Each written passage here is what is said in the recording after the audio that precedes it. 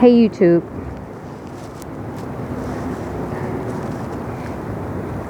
everything with God is new.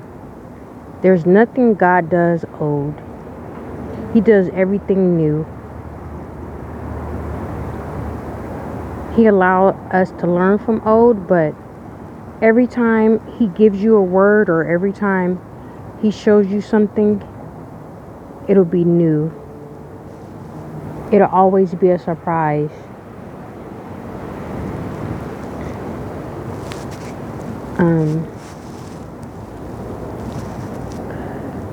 I'm not smoking weed. I'm actually doing my best through the grace of God. I'm just deciding that it's my best to do, that I'm not going to smoke. So I haven't smoked all day. I am still smoking cigarettes. I'm not drinking and I'm not smoking weed. So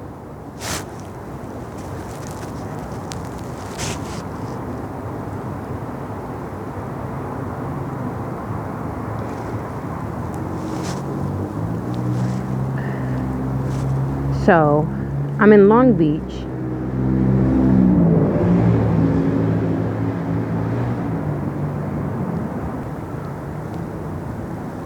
And I was living in Bakersfield for a long time.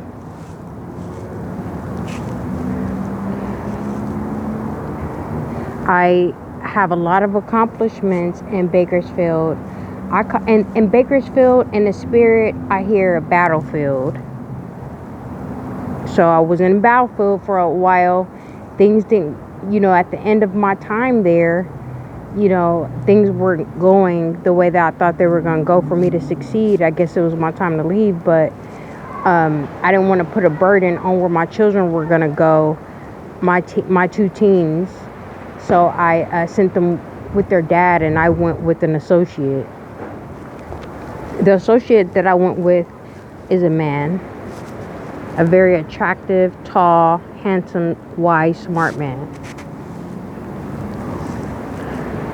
Things turned into something that it wasn't really fast. And it was a very controlling relationship. It just was definitely out of my character. I wasn't in my full character being with him. I love him and I loved him, but I wasn't in my full character of being myself. He wanted to use me as the tool that God uses me for, and that it doesn't work like that.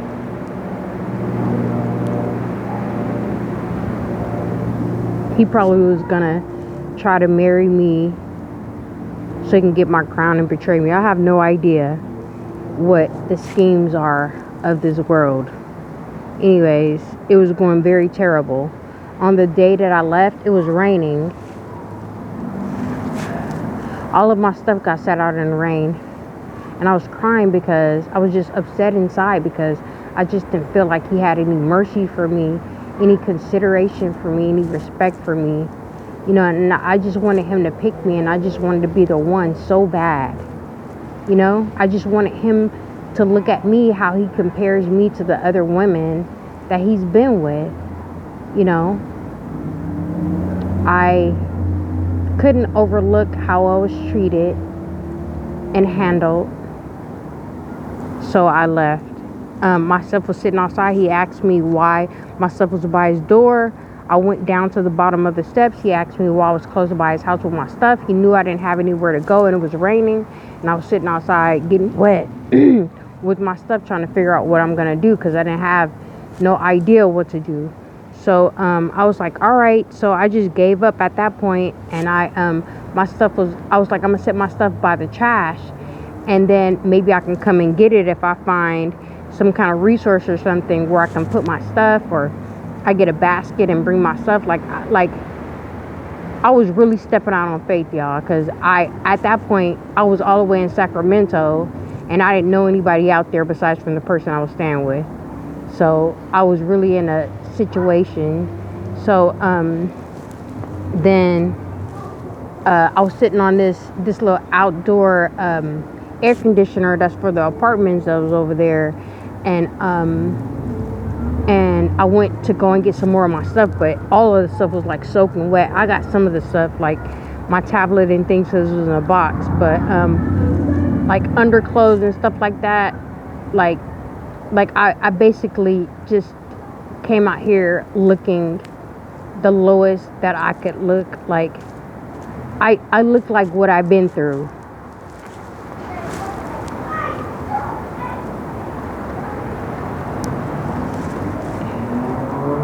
So I was saying that I was sitting on the apartment air conditioner with the green vent over it. So after I went and got my stuff again, I went the rest of the stuff I can rescue, which was only like a little stuff because I came out here with a purse and a backpack and a very small suitcase. And it hardly had anything in it. It looked like I was leaving in a hurry. So I was sitting on the air conditioner thinking about my life, thinking about what I could do, how I could be in this situation, and how it was a lot of stuff on my mind. So I sat there and I was just in my feelings, because how can a person who says that they love you treat you so bad? So so with some people, it was like a multicultural group around me. Like one came from one direction, they all came from different directions, but they all ended up in front of me. And then I asked one of the guys if he had a cigarette, because he was smoking one when he was walking up, and he said no. And then I started crying because my feelings got the best of me. And then a lady just came out of nowhere, and she was like, no, she just took me under her arm, and she was like, I got you. She was like, she's gonna go with me, she doesn't need any of you guys' help. So, like, she just came and just, because they were like all around me. And then she has a son. We went up to her house. She took me to her house. I was crying. I was bawling like a child because my feelings were hurt. It was just I was in a very bad position. I was embarrassed. I was humiliated. I came out here humiliated and embarrassed. You know what I'm saying? So she asked me where I wanted to go. I was like, I'm gonna go where my kids are. My children are in Long Beach, so I'm gonna go. And I was like, I just need some bus fare, or I don't even need bus fare. I just want directions. I'll walk. It was like hours walk there. Like, I was willing to make the walk in the rain. She said no. We rode over to the train in her Jaguar, and she was like, she gave me $7. And I was so thankful for the $7, because all of my money went through him, and he didn't give me hardly any money. And if he did, he would take it back. And I mentioned it one time, and he thought about it. So he kind of stopped, but nothing really changed every time I went back. And so she gave me direction. And then I went to the train. I followed the directions, and I got to the bus stop. I was sitting there. And I got to the train, to the Greyhound. And then it's some videos on my timeline of travels, of me traveling from Sacramento to Long Beach. So I sat there for like maybe an hour and a half, maybe 2 hours. And I was like, just like the Israelites, God set free from Pharaoh. My grandson's name is Pharaoh too. But that was me complaining. I was like, Lord, because I heard in the spirit when she said that she was going to help me. I heard in the spirit that God has to follow God's direction. He has my direction. He's going to help me. You know what I'm saying? He didn't say those things. He said some more things that was dear to my heart. That was just it's just a part of me now. So he just told me to trust him and follow his word, that he has me, and I believe that he does. And when I got out here, I heard in the spirit that that's what when we were talking about a reason or something, and I heard in the spirit that's why he removed me from where I was. But and I was like, Lord, what am I gonna do now? I followed your directions. What do I do now? Like, I'm here, I'm hungry, I'm thirsty. What do I do? And then it came to my spirit, closed mouths don't get fed. So I was like, oh, so I gotta go and say something. All right, so then I went up to the counter and I was like, excuse me, I have a question. I have a couple of questions. One, I asked her, I'm not sure what I asked her. The one question. The other question I asked her was, do they help people escaping from domestic violence? And then she said, she was like, no, something. She was like, no, I'll see what I can do at first. And I had hope. And then she said something, and then I just started crying because I just was like, man, and so I just sat down because they let me in there. They wasn't letting anybody in there without a ticket, but I got in there. And then they said, she came and said that everything was taken care of. Don't worry about it. She has me. She's going to get me on the bus. And then the Greyhound doesn't stay open 24 hours anymore. So the security guard took me home with her and her family until it was time for the bus to come. And then she brought me back to the Greyhound station. And she didn't have any money. I mean, she just got paid, but something was happening. It was just different things happening, you know what I'm saying? And I was like, yeah, I have $4. You can have the $4. So that was the end of my $7. And then I after it was time, we went back like an hour early because we were really high, and she didn't want to be. We were getting higher, and she was already ready to lay down. She was already ready not to drive. So I was like, yeah, just drive me an hour earlier, hour and a half early. I'll just stand outside. And I got there, it was just a lot of people around, and they were just doing their thing. I had a Black and Mild, the one I had from earlier, and I was smoking it, and different people was asking me for a cigarette, and I was like, no, this is a Black and Mild, it's not a cigarette. This lady was like, can she hit the Black and Mild? I was like, no, you can't hit the Black and Mild. And then I turn around and I look at her, and she's like, she's a homeless woman, but the way she's cloaked, the way her clothes and her fabric and stuff is draped on her, she looked like an angel. Like, I had to do a double take, and then I walked up to her and just gave her my Black and Mild because, you know, I just felt so enlightened at that moment seeing her like that.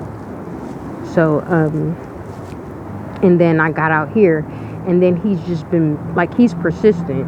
He's just been begging. I mean, not begging. He's just been calling and saying he loves me and he wants me to come back.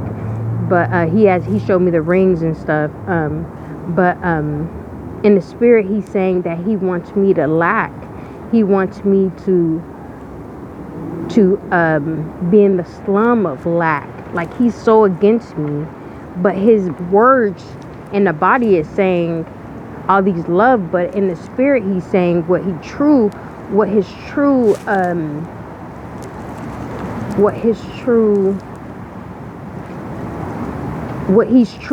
wants to do and how he truly feels. You know what I'm saying? If you truly have love in your heart and you truly love, then you're going to be in God's word all the time. But if you're not, you're going to be in Satan's word all the time. That's how we know.